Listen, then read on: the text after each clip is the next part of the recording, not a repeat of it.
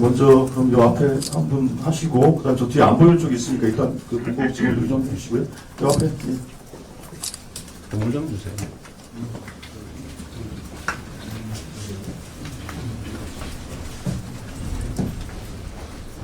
예, 질문하십시오. 네, 말씀하십시오. 네, 그래서 국민일보 감사합니다.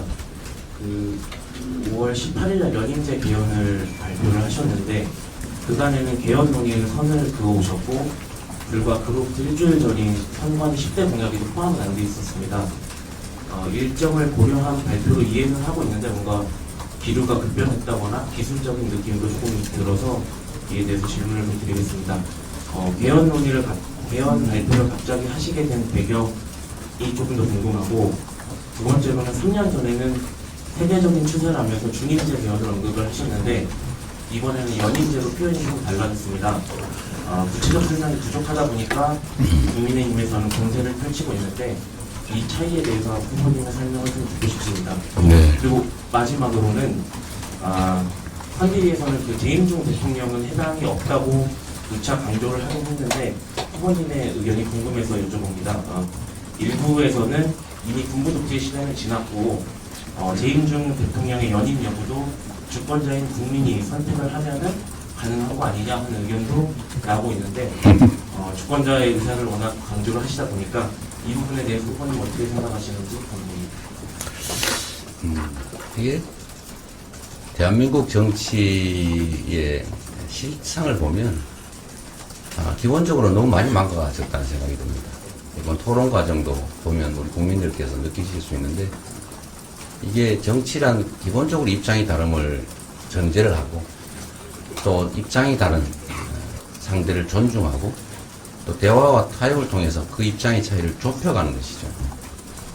그런데 지금은 보면 상대의 주장을 왜곡 조작을 해가지고 억지 소리를 하면서 공격을 해요. 그거는 정치가 아니죠. 그런 걸 우리는 대화가 아니고 시비 건다고 합니다. 싸우는 거죠. 이건 어린아이들이나 하는 행태다. 이 말씀을 좀 드립니다. 연임제는 그런 거죠. 중임이라고 하면 두 번 할 수 있다. 그러니까 소위 퐁당퐁당이 가능하다. 퐁당풍이 가능하다. 그런 얘기입니다. 그러니까 대통령이 됐는데 떨어졌어요. 그 다음에 언젠가 한 번은 나올 수 있다. 이게 중임제죠.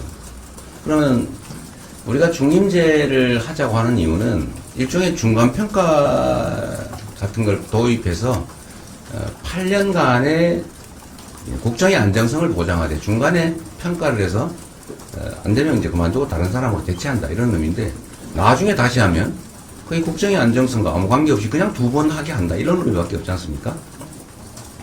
그런 문제가 있어서 학계에서 이건 중임이 아니라 연임만 하게 해야 된다. 이어서 한 번 더 하는 것만 하게 하고 나중에 떨어진다 다시 하는 건 허용하면 안 된다 그 얘기예요. 근데 이거를 누구나 다 알아들을 수 있는 얘기인데 이걸 그럼 연임 그러니까 이어서 계속 한다는 거냐 그런 해괴한 소리를 하지 않습니까? 이게 언어라고 하는 걸 그냥 언어는 그런 거죠.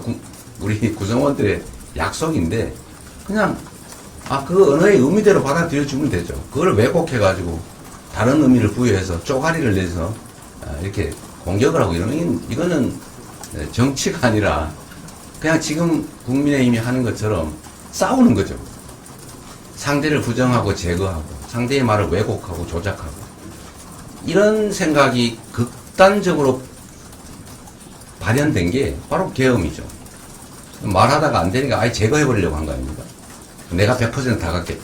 상대의 몫은 없다. 상대는 완전히 부정한다. 제거한다. 이 생각을 결국은 한 끝에 비상계엄이라고 하는 친위 쿠데타를 하게 된 겁니다. 이 생각 정말 바꿔야 돼요. 그냥 언어는 언어대로 받아들여줘야 됩니다. 선의로, 있는 대로 객관적으로. 연임, 이어서 두 번 할 수 있다. 그런 거죠. 근데 두 번 아니고 연임 그러니까 그럼 세 번, 네 번 이어서 계속 할 수 있다는 거냐? 또 이렇게 곡해를 할 것 같아서 이건 두 번이다. 영 의심스러우면 개헌은 제 혼자 마음대로 할 수 있는 게 아니죠. 국민적 합의가 필요하고 걱정이 되면 1회 하나에 연임할 수 있다. 이렇게 쓰면 되잖아요. 그냥 그렇게 하자라고 하면 되지. 제가 마치 이걸 100% 다 결정하는 것처럼 혼자 푸틴처럼 독재하려고 그런다. 이러면 이게 정치가 되겠습니까? 이게 우리나라 정치의 수준을 떨어뜨리는 억지, 왜곡, 조작의 대표적 사례 같아요. 그러면 안 되죠. 또 한 가지는 갑자기 했냐. 그런 건 아닙니다. 아시는 것처럼 언젠가는 하자는 소리를 언젠가는 하겠죠. 제가 저번에 대선 때도 명확하게 약속을 드렸고 공약했고 그 입장은 크게 변한 게 없어요. 다만 중림이라는 의미가 중간에 특히 미국 사례를 보니까 중간에 띄고 나중에 다시 하면 이게 문제가 생기겠다. 이 세대 교체가 돼야 되는데요. 한번 불신임 받아서 이제 그만해야죠. 근데 나중에 또 나오고 이러면 어떡하겠어요. 이건 세대 변화도 좀 반영해 줘야 되니까 연임 이어서만 하게 하자라고 한 걸 바꾼 외에 나머지는 대체적으로 전에 제가 입장을 밝혔던 것과 크게 다르지 않습니다. 그리고 내란 극복이 중요했기 때문에 개헌 얘기로 내란 극복 얘기의 본질이 흐려질 것을 우려해서 제가 일단 내란 극복이 먼저다 이 말씀을 드렸던 것이고요.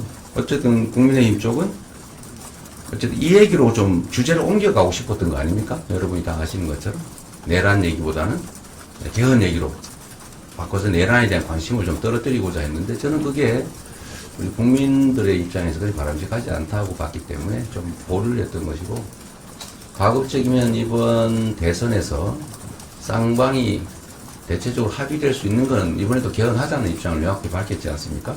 예를 들면 5.18 헌법 전문 수록 이번에도 한다고 하더군요.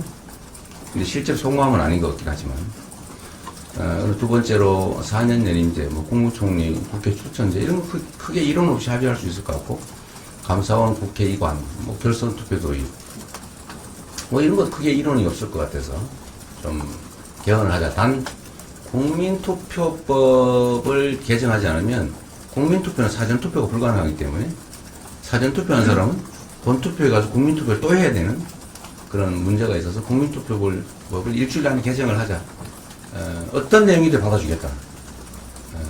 사전투표가 허용되는 방식으로 개정하는 나머지는 당시 여당 국민의힘의 모든 조건을 다 받아주라고 제가 우리 원내에 다 지시도 했는데 아무 반응이 없어서 결국 국민투표 개정을 못하게 됐고 그러면 이번에 실제로 개헌 투표는 현실적으로 불가능해서 더 이상 진척이 안 됐던 겁니다. 그리고 계속 얘기가 되지만 제가 말씀드렸던 것처럼 그 다음 가능한 대안은 대선 후보가 모두 개헌안을 공약하고 그 공약을 당선되는 사람이 국민이 인정해 준 거니까 그에 맞추어서 개헌하자라고 제안했기 때문에 공약의 일환으로 좀 늦긴 했지만 이렇게 발표하게 됐다는 말씀을 드립니다. 재임 중 대통령은 적용이 없다. 헌법에 써져 있잖아요. 그 써져 있는 대로 읽으면 되죠. 그게 예를 들면 이론적으로는 그런 논란이 있긴 한 것 같아요. 헌법을 개정하면 그 조항조차도 국민이 바꾼다는 뜻이기 때문에 그게 그 개정 당시에 국민의 뜻이라면 그 개정된 헌법에 따르는 게 국민 주권주의에 더 맞다. 그건 왜냐하면 과거의 국민들이 현재 국민들의 의사를 제약하는 측면이 있는데 국민의 의사는 현재 국민들의 의사여야 하는 거죠. 그러니까 학계에서는 그 적용이 없다라고 하지만 정치 도의상 그렇게 헌법에 써져 있는데 그걸 어떻게 쉽게 어기겠습니까? 또 책임의 문제가 있죠. 그럼 저는 어떤 입장이냐? 당연히 국민의 뜻을 존중해야죠. 그러나 저는 이 개헌 당시에 대통령이 헌법 개정을 해서 그 개정된 헌법에 따라서 추가의 어떤 혜택을 받겠다는 걸 우리 국민들이 쉽게 용인하지 않을 거라고 봅니다. 그렇게 쉬운 일이겠어요? 좀 의심을 거둬주시기를 우리 언론이야 대신 묻는 것이니까 이해합니다만 이런 정치적 공격으로 국정의 혼란, 국민들의 판단에 혼선을 주는 건 좀 자제해 주면 좋겠다 말씀을 드립니다. 이번 선거 유난히 그런 경우가 많은 것 같아요. 네. 예,